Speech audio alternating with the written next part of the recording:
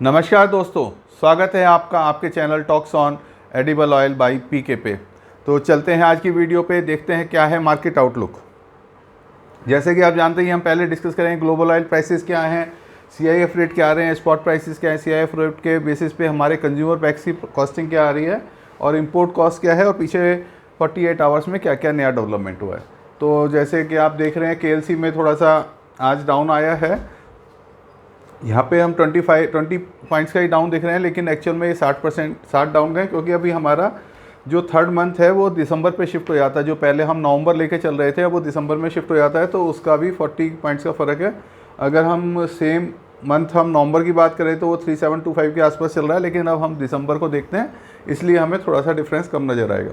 अब see what के अंदर भी मार्केट नियर अबाउट सेम ही चल रही है, 4-5 पॉइंट माइनस प्लस, और बेसिस पॉइंट्स के अंदर अभी कोई हिसाब से कोई लंबा इंडिया में सोयाबीन का काम हुआ नहीं है। 2200-2300 की पैरिटी के हिसाब से ही रेट बोले जा रहे हैं। अब बात करते हैं ओलिन का। आज थोड़ा सा केएलसी जैसे डाउन है तो उसके हिसाब से थोड़ा सा रेट में फ़र्क देखा गया है। $10 घटा के ओलिन बोला जा रहा है, $5 सीपीओ में भी फ़र्क आया है। डीगम सोया 1020 और सन ऑयल जो 890 तक भी बोल रहे थे अब 880 दोबारा से आ गया है, तो वो नियर अबाउट हमारा 870-75 काम हुआ है। तो हम ये कह सकते हैं जो रेट्स में काम हुए थे हमारे पाम ऑयल के, उसी रेट्स के आसपास हमारा पाम ऑयल और सन ऑयल आ गया है, जो पीछे 3-4 दिन के अंदर रेट काम हुए थे। अब बात करते हैं मस्टर्ड के अंदर। तो थोड़ा सा मार्केट में आज नेफेड की सेल आई है, तो मस्टर्ड पे थोड़ा प्रभाव देखा जा रहा है। जो बायर है वो पीछे हटा हुआ है, वो देखना चाह रहा है कि नेफेड की जो आज बिडिंग हुई है वो किस रेट में होती है, उससे मार्केट पे क्या प्रभाव आता है। और सेलर जो है, क्योंकि सीड का रेट उनका ऊंचा ख़रीदा हुआ है और उन्होंने माल पीछे 4-5 दिन में अच्छा बेचा है, तो वो लोग अभी सेलिंग में एकदम प्रेशर में नहीं आ रहे हैं। कोटिंग तो 5885 की हो रही है, लेकिन बायर 5825 में भी अभी नहीं नज़र आ रहा।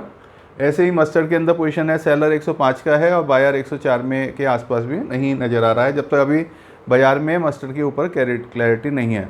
दूसरा पोजीशन क्या है कि थोड़ा सा इंटरनेशनल मार्केट भी आज केएलसी भी, सीबॉट भी सब डाउन आया है, तो उसका फ़र्क थोड़ा सा जो हमारा परसों हम बात करें 81.5 तक भी बोल रहे थे, 81-82 थोड़ा बाज़ार बढ़ाने की कोशिश की जा रही थी।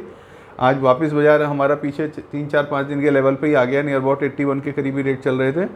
और सन रिफाइंड हमारा 86.5 है। सन का मैं आपको रेगुलर बता ही रहा हूँ कि सन ऑयल का काफ़ी प्रेशर चल रहा है, उसकी वजह से ही हमारा सोयाबीन भी नहीं बढ़ पा रहा है। और 86.5 सोयाबीन, सन ऑयल 86.5, 81 आरबीडी, कॉटन भी 86 रुपये है, राइस ब्रान 84.5, तो 50-75 पैसे ₹1 का डाउन है। लेकिन जो पीछे 4-5 दिन पहले रेट्स में काम हुए थे उससे अभी ज़्यादा डाउन में नहीं गया है। ऐसा है कि जैसे ही डाउनवर्ड आता है तो जो रीसेलर है वो पहले एक्टिव हो जाता है, वो सोचता है मैं अपना माल काट लूँ जिससे कि तेज़ी का चांस नहीं मिला तो नुकसान मेरे को ना मिले। और अब बात करते हैं कि हमारी 15 kg टीन की क्या पैरिटी आ रही है। तो जीएसटी पेड हमारा 81 के हिसाब से 1463 का रेट आएगा। सोया रिफाइंड 1550 और मस्टर्ड कच्ची घानी का 1805 रुपये का रेट आ रहा है, जो आज के स्पॉट प्राइसेस हैं। ये दिल्ली, हरियाणा, यूपी के रेट हैं। ये 15 लीटर टीन पाउच बॉटल के रेट्स यहाँ देख सकते हैं। इसमें हमने 30 रुपीज़ का जो है अपना डिपो खर्चा और मार्जिन्स लिया हुआ है। अब बात करते हैं इंपोर्ट कॉस्ट सीआईएफ रेट से क्या पैरिटी हमारी आ रही है। तो हमारा जैसे आज पाम ऑयल 81 रुपये बिक रहा है, तो उसकी पैरिटी तो 860 से आती है। अभी पाम ऑयल की कोटिंग 870 से हो रही है, या ओलिन की 855 से हो रही है। तो हमारी कॉस्टिंग अभी जो यहाँ पे स्पॉट के रेट हैं, जो हम 15 किलो के टीन रेट बोल रहे हैं, उससे भी ज़्यादा अभी कॉस्टिंग पीछे के रेटों से आ रही है। सोया ऑयल की बात करें 94 की कॉस्टिंग आ रही है, सन ऑयल 84 की आ रही है। अगर सन ऑयल को घटना होगा तो $90 घटना पड़ेगा आज के रेटों को मैच करने के लिए। तो ये सन ऑयल अपना सोया अलग ही रेट पे जा रहा है, और वो क्यों जा रहा है अभी हम उसको डिस्कस करते हैं और सन ऑयल को भी डिस्कस करेंगे। अब बात करते हैं पीछे 48 आवर्स में क्या क्या डेवलपमेंट है। तो सबसे पहले मैंने ये लिखा है मंडे फीवर अगेन। तो मंडे का हम देखते हैं कि थर्सडे फ्राइडे में हर बार मार्केट को बढ़ा के लेके जाते हैं, फिर मंडे ट्यूसडे में वो मार्केट जो है फिर टूट जाती है। तो ये जो पोजीशन है, क्योंकि ऐसा है ना, एक तो स्टॉक का पाइल अप सब जगह है, उतनी सेल आ नहीं पाती। तो जब केएलसी शिकागो ज़्यादा बढ़ते हैं तो जिन प्लांटों के पास स्टॉक्स हो जाता है, तो फिर वो लोग अपने को केएलसी में थोड़ा हेज करते हैं, तो वो केएलसी उस हिसाब से भी डाउन आती है कि भाई मेरा माल फिजिकल नहीं बिक रहा तो हम केएलसी को बेच देते हैं। दूसरा एक है कि कल जो है एक वेबिनार हुई थी, उसमें NEML ने कंडक्ट करी थी, कृषि जगत वाले भी थे उसमें। तो उसमें जो डिस्कशन आ रहा था कि गवर्नमेंट 5450 तो मस्टर्ड की MSP फाइनल रखा हुआ है, उसके हिसाब से हमारा तेल का रेट 115-16 रुपये होना चाहिए। लेकिन ऑयल के ऊपर गवर्नमेंट ने ड्यूटीज़ ज़्यादा हटा दी हैं। गवर्नमेंट जो है ऑयल सीड को सपोर्ट नहीं कर रही है, बाहर से हमारे और ऑयल आ रहे हैं, और अगर इंडिया के अंदर ऑयल सीड का रेट कम रहेगा तो फिर हमारा किसान उसको नहीं बोएगा। जबकि पीछे 2 साल के अंदर हमारे यहाँ 40% की प्रोडक्शन ज़्यादा हुई है, लेकिन ऑयलों को का रेट दबा होने की वजह से अब की बार किसान को अपने पूरे रेट नहीं मिल पा रहे हैं। एक MSP का मैंने भी थोड़ा क्वेश्चन किया था, वेबिनार में मैं भी था, तो बात ये आ रही थी कि MSP पे गवर्नमेंट कितना माल लेती है। तो उन्होंने बताया कि 2.5 टन पर डे पर किसान वो लेती है। अगर किसान के पास जितनी खेती है और जितना प्रोडक्शन होता है वो सारा माल भी दे सकता है, अगर लेकिन वो एक दिन में 2.5 टन से ज़्यादा है, जिससे कि हर एक किसान को मौका मिले अपना माल देने का। तो ये एक रिपोर्ट थी जो थोड़ा मुझे भी क्लैरिटी नहीं थी, तो वो मैंने क्लैरिफिकेशन लिया था।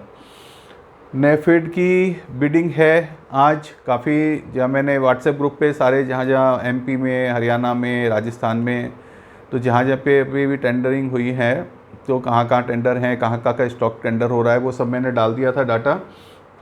उसका एक हमारे पास ये डाटा और आया था राजस्थान का, कि राजस्थान में जो ऑक्शन था वो हमारा 12 में 2000 टन, चौमू 1000 टन, इस हिसाब से ये सब ऑक्शंस के क्वांटिटी है। सीकर में 94 टन था, सूरतगढ़ में 799 टन। तो ये ऑक्शन थे। उसके अंदर जो NEML में 5425 की बिड हुई है, जैसे 12 में 5300 एग्री बाजार, ये H1 है।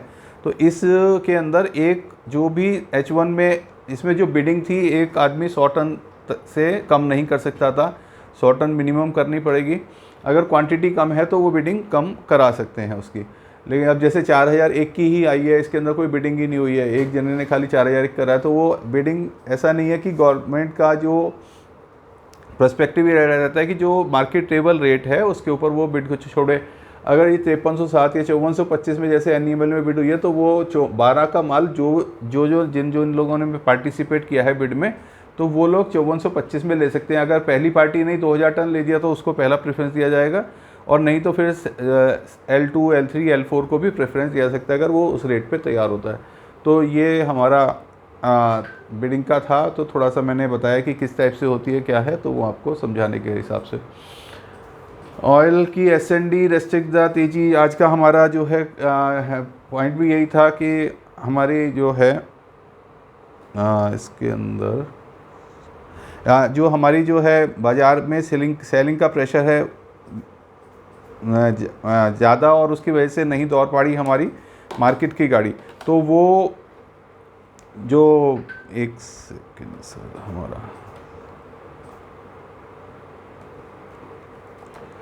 तो जो है इसकी वजह से मार्केट के ऊपर काफ़ी ज़्यादा है कि बाज़ार में सेलिंग का प्रेशर है, भारी नहीं दौड़ पाड़ी हमारी तेज़ी की गाड़ी। तो ये बाज़ार के अंदर जैसे ही माल थोड़ा सा जैसे हमारा बिका था, तो एक बार बाज़ार को तेज़ लगना लगा, मार्केट मूवमेंट बनने लगा।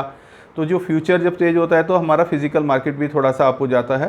तो KLC में, CWOT में जैसे जो तेज़ी चल रही थी उसकी वजह से लोकल मार्केट में भी था, लेकिन माल का प्रेशर इतना ज़्यादा है, उस हिसाब से सेल नहीं हो रही, क्योंकि इंडिया से उतनी सेल गई नहीं और देशों से इतनी सेल गई नहीं। चाइना के पास अभी नई क्रॉप आ रही है, इंडिया के पास अपनी नई क्रॉप आ रही है, तो उस हिसाब से बाज़ार के अंदर जो है रेस्ट्रिक्टेड हो गई तेज़ी और वहाँ पे रुक गया। एक इसमें मैंने और बताया था कि अभी जैसे US के अंदर हमारी सितंबर, अक्टूबर, नवंबर में अभी एक सोयाबीन की क्रॉप आ जाएगी, चाइना में हमारी क्रॉप आ रही है, रशिया के अंदर सनफ्लावर की क्रॉप आ गई है सितंबर से। जो हम रोज़ रशिया का जो देख रहे हैं कि जो सनफ्लावर सीड की प्रॉब्लम आ रही है कि रोज़ रेट कोड कम कर रहे हैं, तो वो रशिया और यूक्रेन, क्योंकि रशिया को कई देशों ने बैन किया हुआ है, वो वहाँ का माल इंपोर्ट नहीं करते हैं, रशिया से इंपोर्ट नहीं कर रहे हैं, तो उसका माल खाली चाइना, इंडिया ही आएगा। तो उनके पास जो एरिया ऑफ सेलिंग है वो रेस्ट्रिक्ट हो गया और उनको पेमेंट की पैसे की ज़रूरत है, तो वो लोग अच्छी $100, $125 सोया से नीचे बेच रहे हैं। तो और उनके यहाँ प्रोडक्शन अब चालू हो गई है, यूक्रेन में भी और रशिया में भी, तो वो इसलिए बाज़ार दबाव है। कनाडा में रेपसीड की प्रोडक्शन हमारी अगस्त में शुरू हो गई है, इस साल प्रोडक्शन तो लॉस है थोड़ा सा वहाँ, लेकिन जो माल अवेलेबल है वो वहाँ पर सेल हो रहा है। इंडोनेशिया पाम ऑयल का मैं आपको रेगुलर बता ही रहा हूँ, अगस्त, सितंबर, अक्टूबर के अंदर वहाँ पे पीक प्रोडक्शन रहती है। प्रोडक्शन तो उनकी पूरे साल चलती है, लेकिन इस टाइम पे पीक प्रोडक्शन रहती है, तो वहाँ भी हमारी चल रही है। इंडिया की बात करें तो हमारी अक्टूबर में कॉटन, ग्राउंडनट, सोया, ये सारी क्रॉप्स आ जाएंगी। रेपसीड तो हमारा फरवरी मार्च के बाद आएगा। तो ये क्रॉप्स का कैलेंडर मैंने इसलिए लगाया था। ब्राज़ील और अर्जेंटीना है जो कि क्रॉप हमारी मार्च में आती है, जिसकी मार्च अप्रैल मई के अंदर जो मंदी आई थी वो ब्राज़ील और अर्जेंटीना की वजह से थी कि ब्राज़ील में बहुत लंबी क्रॉप थी। इस साल हमारी अर्जेंटीना में भी अच्छी लंबी क्रॉप बता रहे हैं। तो ये सोयाबीन तो तेज़ इसलिए ही है हमारा, क्योंकि हमारी क्रॉप जो मेन है ब्राज़ील और अर्जेंटीना से, क्योंकि यूएस वाले ऑयल बाहर सेल नहीं करते हैं, खाली क्योंकि उनके यहाँ पे क्रशिंग फैसिलिटी कम है। वहाँ ऑलरेडी ऑयल 400-500 रुपये ऊपर बिक रहा है ब्राज़ील और अर्जेंटीना से। खाली वो सीड सेलिंग करते हैं और सीड उनका चाइना खरीदता है, तो सीड का रेट उनका और ब्राज़ील का रेट सेम रहता है। तो सीड के ऊपर तो प्रेशर आ रहा है, सीड डाउन भी है, लेकिन सोया ऑयल के ऊपर प्रेशर नहीं है, जो जिस हिसाब से सीबॉट ऊपर चल रहा है सोया ऑयल का। तो और इंडिया के अंदर ये है। अब बात हमारी जो चल रही थी, हम उस चीज़ को एक्सप्लेन करते हैं आपको। तो ऑयल सीड की जो है ये क्रॉप कैलेंडर मैंने इसका एक हमारा आ रहा है, why soya is selling low in comparison of parity. तो हमारा सोयाबीन इसलिए नीचे बिक रहा है क्योंकि हमारी नेक्स्ट ईयर की मंथ से क्रॉप आ रही है। सन ऑयल हमारे को 7-7, 8-8, 10-10 रुपये नीचे बिक रहा है, तो सन ऑयल ने जो सोया ऑयल की सेल खा ली है। दूसरा, इंडिया में जितना सोया ऑयल हमने पहले ब्राज़ील और अर्जेंटीना से परचेज़ किया हुआ है, वो अभी भी काफ़ी मात्रा में पड़ा हुआ है, वो बिक नहीं पा रहा है क्योंकि पाम ऑयल के रेट और सन ऑयल के रेट कम हैं। अब बात करते हैं हमारे कि चाइना का गोल्डन वीक आ रहा है 1 अक्टूबर से 1 से 7 अक्टूबर तक। तो उसके अंदर चाइना टोटल बंद रहता है, वहाँ ट्रेडिंग भी बंद रहती है। तो उसके पहले एक हफ्ते में काफ़ी ज़्यादा मार्केट में अप डाउन्स आते हैं, क्योंकि जो भी फंड्स वाले हैं, जो भी ऑपरेटर्स हैं, वो लोग अपनी पोजीशन काट के जाते हैं और कोई पोजीशन कैरी फॉरवर्ड नहीं करते, क्योंकि कोई भी क्लाइमेटिक चेंज से काफ़ी तेज़ी मंदी आ सकती है। तो उसकी वजह से काफ़ी ज़्यादा मार्केट में हमको उतार चढ़ाव अब सितंबर के लास्ट वीक में देखने को मिल सकता है। तो ये हमें, क्योंकि एक चाइना एक मेजर बायर है। अब जहाँ तक मेरी ओपिनियन का सवाल है, तो मुझे ये लग रहा है कि मार्केट थोड़ा सा जिस लेवल पे पहुंच गया है, फिर हमको जो 5-7 दिन पहले वाले रेट मिल रहे हैं, तो हमें अपने माल को अभी परचेजिंग ना करते हुए, लेकिन जो पीछे 2-3-4 दिन में माल लिया है उसको अपना थोड़ा सा बेचें। और अभी आज हमारी नेफेड की बिड की भी फाइनल इन्फॉर्मेशन आ जाएगी कि कितने टन टोटल माल स्टेट वाइज रिलीज़ हुआ है, और मेरे पास अगर डाटा आ जाता है तो मैं आपको ग्रुप पे भी शेयर कर दूंगा, व्हाट्सएप ग्रुप जो हमारा है, उससे भी एक आइडिया आप लगा सकते हैं कि क्या हमारी पोजीशन बन रही है। तो अभी थोड़ा सा परचेजिंग से रुकते हैं। जो माल है अपना 2-3-4-5 दिन में लिया हुआ है उसको हल्का करते हैं।